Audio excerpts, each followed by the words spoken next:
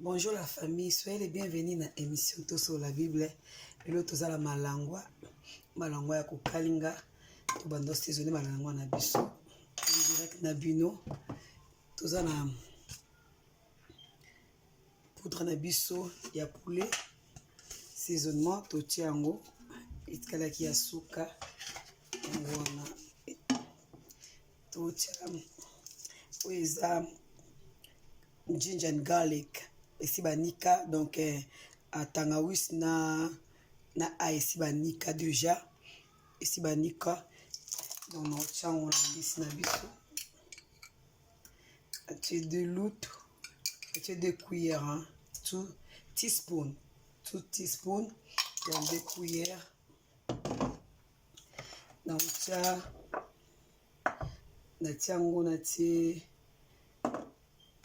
no ta muscade on rappelle muscade na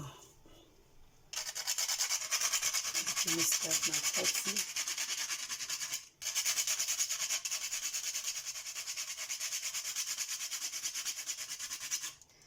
c'est bon muscade na ti parsley mukie parsley oyo kozongo na Lidl na tiango na mbisi na biso na mbisi notia citron nanga si na kataki na tie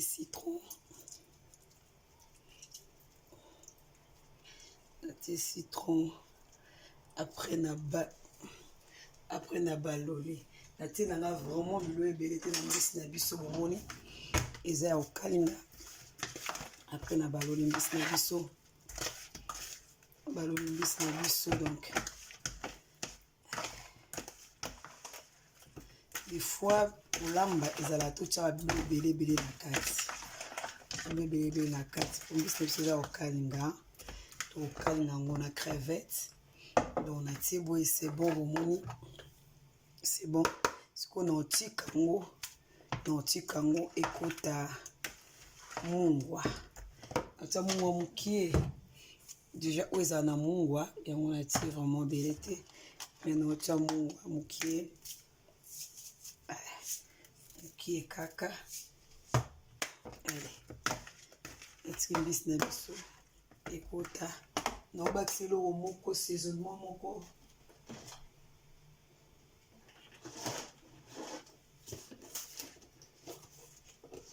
surtout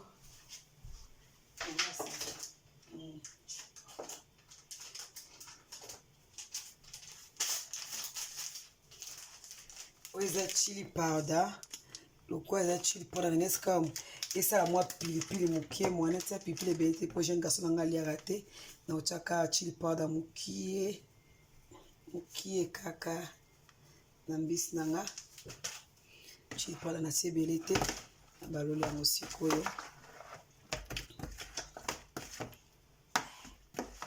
na baloli mpe ya mbisi nanga kitoko ali natiki yango sikoyo ekota mungwa natini ekota saisonnement na kati après sikoyo tozonga tosala ndenge okalinga même le natie pembeni na saisonné mpe crevette nanga na saisonné yango mpe na otia ai oyo na otia garlic ai ya poussière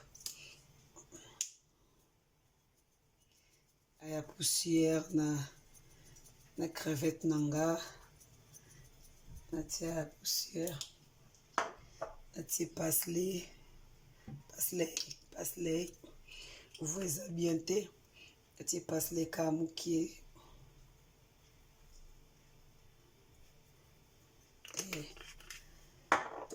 eza black pepper natia yango na kati ya crevette nanga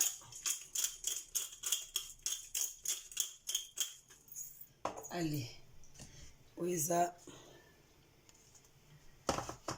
chicken powder natika mokie na kati ya crevette nanga le na sisi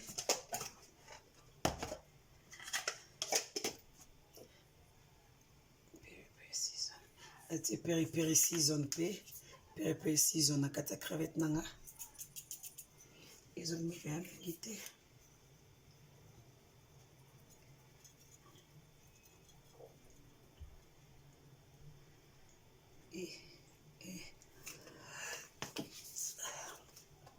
Na baloli yango kaka na maboko,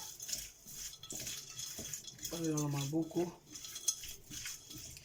yango mpe na otika yango apart, yango mpe natiki yango mpe saisonnement ekota. Bisi na biso sikoyo nasaisonnaki yango tellement bien, natia ndenge nasaisonnaki sikoyo nalingi na banda kokalinga yango. Kobosana kosabone te na Marie-Grace Taylor TV. Bismillah, natia na mina oyo te limbela te.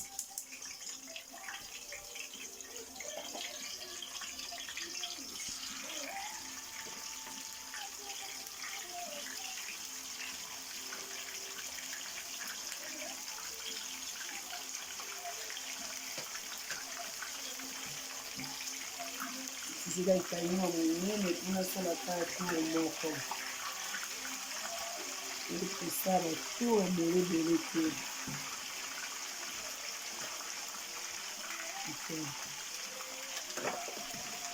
Mbisi na ngai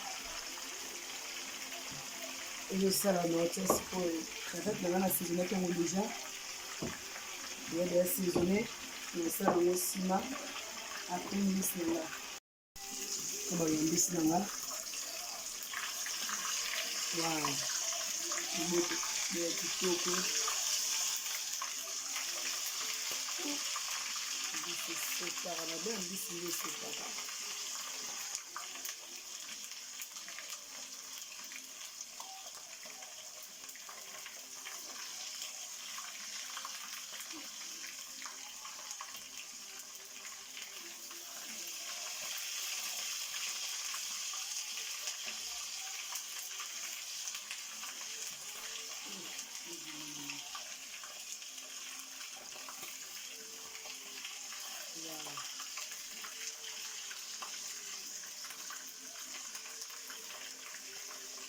Bon.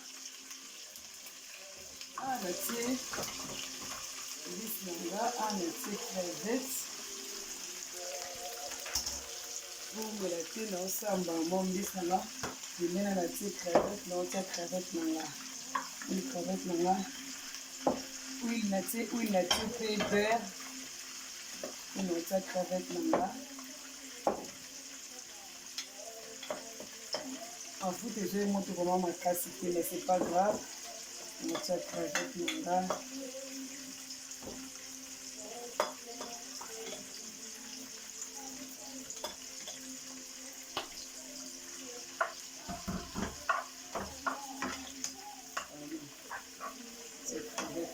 eboye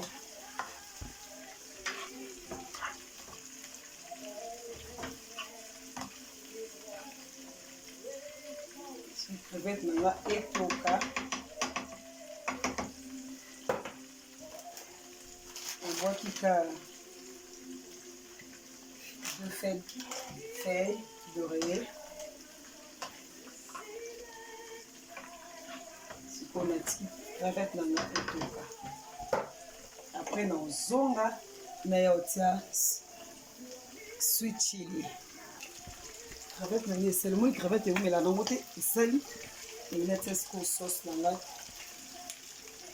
yango nde esala su crevette na biso goût po otia yango mpenza ebele natie mpe lutu moba presque katikati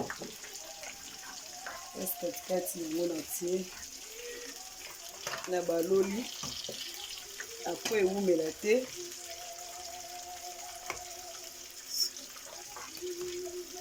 donc c'est bon natie yango deja c'est bon mpona otiki etoka su mokie natiki etoka su mokie so etoki mokie après c'est bon crevette na biso esili.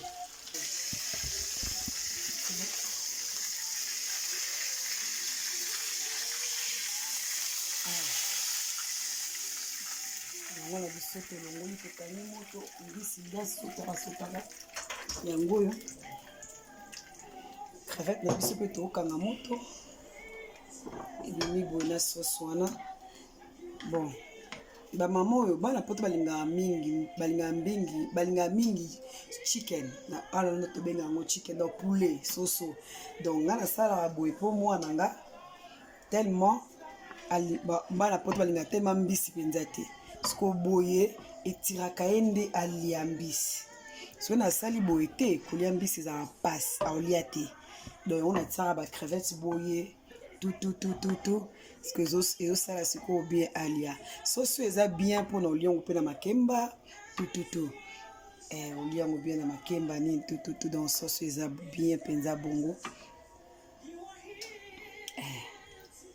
Moni natie crevette boye esala ye bien esala sikoyo crevette boye mwa décoration nde etire ye alia sikoyo mbisi nde azalaka sikoyo olia yango boye na loso ya vegetable na maki Chinese rice loso ya bachinois na nini ati sauce natie pende ebele te sauce yango oyo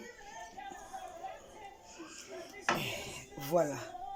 Donc eza boye sikoyo boye ekotire alia mbisi yango facile bilo nyonso nasaleli eza awa ka eloko moko na longoli na bilo nyonso nasaleli eza awa ka moko na longoli. Donc bilo nyonso nasaleli eza awa mpona crevette mpona na mbisi bilo nyonso nasaleli eza awa.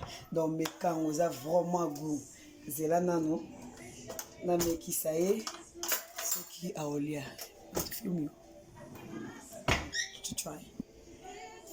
na ameka want me to film? One more try. Yeah. Alimeka.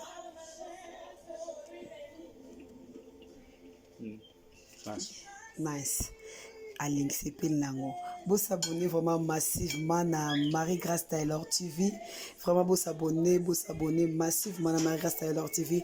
Mais si vous avez besoin de détails, vous pouvez contacter. Kolaksa olamba, tolaksa bana biso kolamba parce que biso nous surtout toye barapendate mais tozoye kola. Donc abonnez-vous à Marie-Grâce Taylor TV. Merci. On a tout écouté dans la prochaine vidéo. Bye bye.